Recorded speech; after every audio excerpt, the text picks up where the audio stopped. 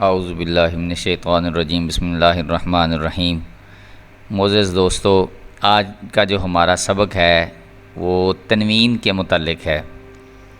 تنوین دو زبر، دو زیر یا دو پیش کو تنوین کہتے ہیں۔ جس کسی حرف کے اوپر بھی دو زبر، دو زیر یا دو پیش آ جائیں اس کو تنوین کہتے ہیں۔ اور تنوین جب بھی ہم نے ادا کرنا ہے تو یہ نون ساکن ہوتا ہے جو کلمے کے آخر میں آتا ہے، اس لیے تنوین کی آواز نون ساکن کے طرح کی ہوتی ہے۔ جیسے کہ یہ دیکھیں، حمزہ دو زبر ان، یہ الف زبر نون ان بھی اس کو پڑھیں گے لیکن یہ نون کی آواز دے رہا ہے، جیسے کہ آپ نے دیکھا الف دو زبر ان، الف دو زیر ان، الف دو پیش ان۔ تنوین کے نیچے اس طرح کریں، ہجے جو آپ نے کرنے ہوتے ہیں، تنوین کے جو سپیلنگ کرنے ہوتے ہیں وہ آپ نے اس طرح سے کرنے ہیں کہ میم دو زبر من، یہ دیکھیں میم کے اوپر دو زبریں ہیں، آپ نے میم دو زبر من کر کے اس کے ہجے کرنے ہیں، اس کے سپیلنگ کرنے ہیں۔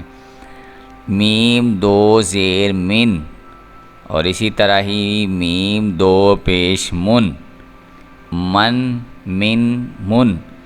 زبر کی تنوین کے بعد کہیں الف اور کہیں یا لکھا جاتا ہے، ہجے کرتے وقت اس کا نام نہ لیں۔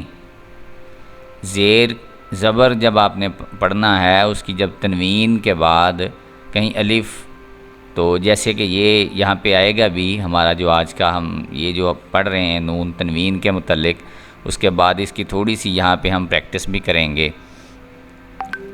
تو یہ آپ نے یاد رکھنی ہے چیزیں کہ جس کسی حرف کے اوپر، جیسے یہ اس کے تا ہے، اس کے اوپر بھی دو زبریں آ رہی ہیں، یہ دو زیر ہیں، یہ دو پیش ہیں، اس کے اوپر دو زبریں ہیں، یہ دو زیر ہیں، یہ دو پیش ہیں، تو یہ سارے تنوین، ان کو ہم تنوین کہتے ہیں۔ تنوین کا مطلب کیا ہوتا ہے؟ جس کے اوپر دو زبر، دو زیر یا دو پیش آ جائیں۔ جس حرف پر تنوین ہو اسے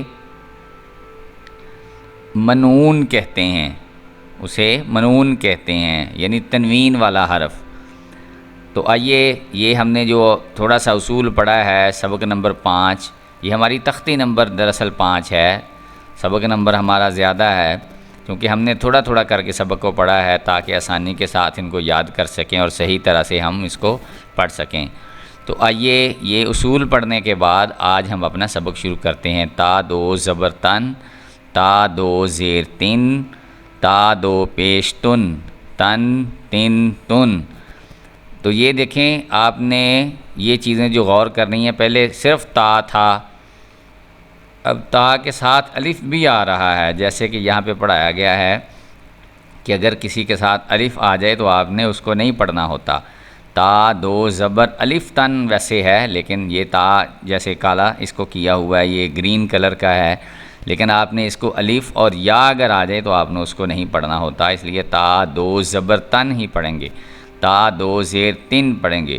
تا اور یہ ہا کی شکل ہے، جو ہم نے الف با تا سا جب پڑھا تھا، حروف تہجی پڑھے تھے تو یہ ہا کی شکل ہے، لیکن ہم اس کو بھی تا ہی پڑھتے ہوتے ہیں۔ جب آپ نے قرآن کریم پڑھنا سیکھنا ہے باقاعدہ تو اس وقت یہ چیزیں آپ نے اپنے ذہن میں رکھنی ہیں کہ تا دو پیش تن اس کو ہم پڑھیں گے، تو دو زبر الف تن، تو یہ والا دو زبر الف تن، تو دو زیر تن، تو دو پیش تن۔ تو کو جب آپ نے ادا کرنا ہے تو آپ کا منہ اوپر کی طرف کھلنا چاہیے، اور اس کے بعد آپ کی آواز جو ہے وہ بھاری ہونی چاہیے، پر کر کے اس کو موٹا کر کے پڑھنا ہوتا ہے۔ یہ تا ہے، تا کی نسبت جب آپ نے تو پڑھنا ہے تو اس کو پر کر کے پڑھنا ہے۔ تو دو زبر تن، تو دو زیر تن، تو دو پیش تن۔ یہ ہمارا سبق تھا آج کا، ہم نے یہ پریکٹس کی، کچھ جو اس کے قوانین ہیں، جو اصول ہے، پہلے ہم نے اس کو سیکھا، اس کے بعد جو حروف ہیں ان کو پڑھا۔ تو میں امید کرتا ہوں کہ آپ ان الفاظ کو، ان جو آج کا سبق ہے یہ جو ہمارا تنوین والا ہے، ان کو اچھی طرح سے یاد کریں گے، اور ایک نئے سبق کے ساتھ دوبارہ آپ کی خدمت میں حاضر ہوں گے، تب تک کے لیے اجازت دیجیے، اللہ حافظ۔